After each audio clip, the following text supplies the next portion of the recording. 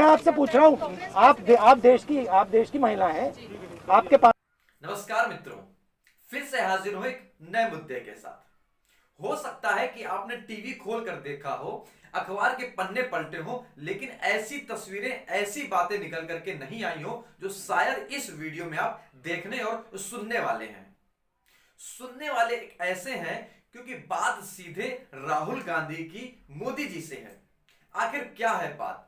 राहुल गांधी ने सीधा साफ कह दिया है कि हिंदुस्तान को मोदी बर्बाद कर रहा है, कमजोर कर रहा है। सबसे पहले ये पूरा वीडियो देखिए। हालांकि ये वीडियो पूरा लंबा है, लेकिन देखने की कोशिश कीजिए, समझने की कोशिश कीजिए कि आखिरकार लल्लू कहे जाने वाले राहुल गांधी किस तरीके के भाषण दे रहे हैं और मोदी के लिए क्या शब्दों का उपयोग किया गया और क्या इसके मायने निकलते हैं। हालांकि इन्होंने मीडिया के लिए भी कुछ शब्द बोले हैं, विश्लेषण करेंगे हम बाद में। अभी मैं कुछ दिन पहले ऑपोजिशन पार्टीज के लीडर्स के साथ गया और अब हम कांग्रेस पार्टी के जो सीनियर लीडर्स हैं उनके साथ गए। राष्ट्रपति से हमने कहा कि ये जो कानून बनाए गए हैं ये किसान विरोधी कानून है और इससे किसानों का ज़बरदस्त नुकसान होने वाला है, मजदूरों का, किसानों का। सरकार ने कहा था कि ये कानून किसान के फायदे के हैं और देश को दिख रहा है कि किसान कानून के खिलाफ खड़ा हुआ है। और मैं प्रधानमंत्री जी से कहना चाहता हूं कि ये किसान हटेगा नहीं। प्रधानमंत्री को ये नहीं सोचना चाहिए कि किसान और मजदूर घर चले जाएंगे, नहीं जाएंगे। जब तक ये कानून वापस नहीं लिया जाएगा, जॉइंट सेशन कीजिए और कानून को एकदम वापस लीजिए, क्योंकि किसान वापस नहीं जाने वाला है। और हम सब, विपक्ष की सब पार्टियां किसानों के साथ, मजदूरों के साथ खड़े हैं और खड़े रहेंगे। जिस प्रकार से ये कानून पास किया गया वो भी बिल्कुल गलत था। बिना डिबेट किए, बिना किसानों से चर्चा किए, बिना मजदूरों से पूछे ये कानून ऊपर से थोप दिए गए और इन कानूनों को हटाना ही पड़ेगा, विद्रॉ करना ही पड़ेगा। हम 3 लोग राष्ट्रपति के पास गए हैं, बट हम करोड़ों सिग्नेचर्स लेके गए। हम किसान की आवाज राष्ट्रपति जी को तक ले गए। सर्दी का मौसम है और पूरा देश देख रहा है कि किसान दुख में है, दर्द में है और मर भी रहे हैं। प्रधानमंत्री को सुनना ही पड़ेगा। और मैं एडवांस में चीज बोल देता हूं। मैंने कोरोना के बारे में बोला था कि नुकसान होने जा रहा है। उस समय किसी ने नहीं बात सुनी और आज मैं फिर से बोल रहा हूं, किसान के सामने, मजदूर के सामने कोई भी शक्ति नहीं खड़ी हो सकती है। अगर प्रधानमंत्री जी ने कानून वापस नहीं लिए, सिर्फ बीजेपी को नहीं, सिर्फ आरएसएस को नहीं, देश को नुकसान होने जा रहा है। बीजेपी, नरेंद्र मोदी जी का एक ही लक्ष्य है और वो किसान समझ गया है, मजदूर समझ गया है। लक्ष्य है कि उनके आसपास जो 2, 3, 4 बड़े क्रोनी कैपिटल्स हैं, उनके लिए पैसे बनाने का काम नरेंद्र मोदी जी करते हैं। जो भी नरेंद्र मोदी जी के खिलाफ खड़े होते हैं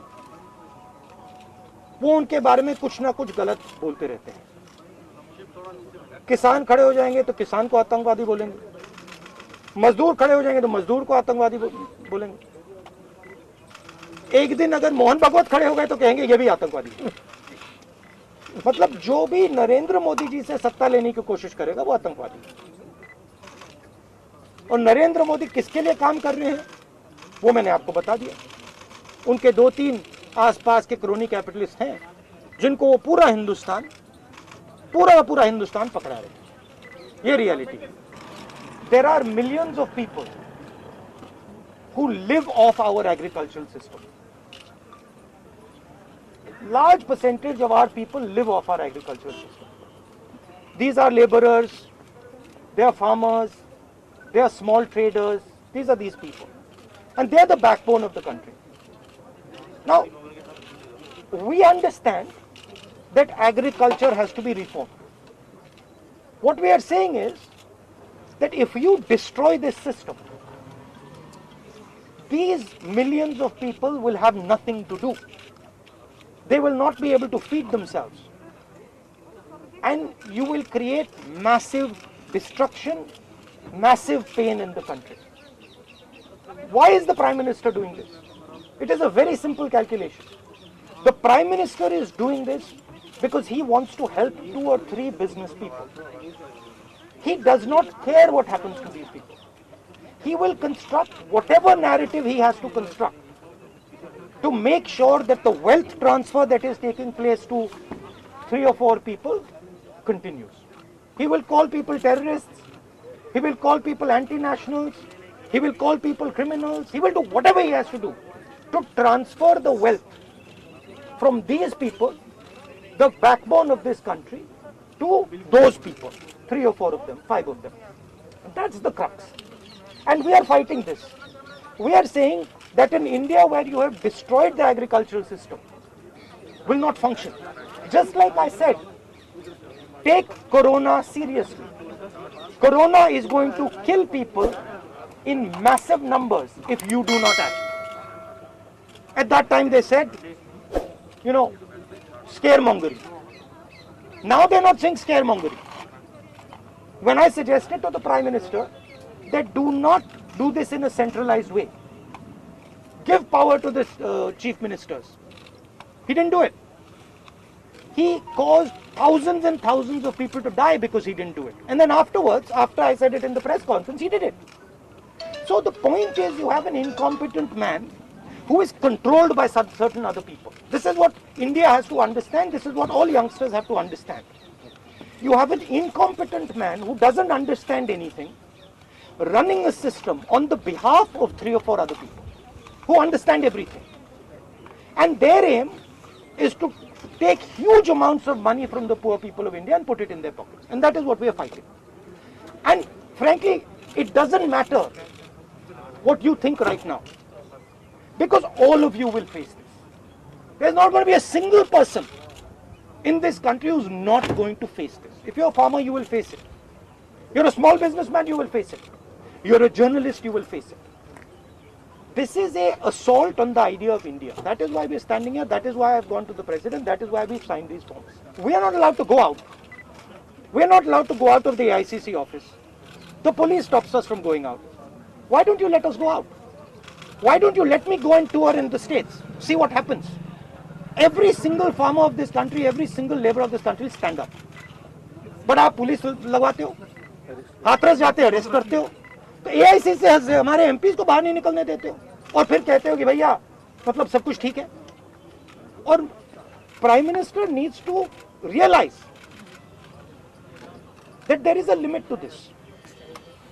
आपने थोड़ा सा करना है, आपने 2-3 लोगों की मदद करनी है, थोड़ा सा करना है, आप कर सकते हो. बट जिस प्रकार से नरेंद्र मोदी कर रहे हैं, मैं फिर से दोहरा रहा हूं, हिंदुस्तान के किसी भी युवा को रोजगार नहीं मिलेगा.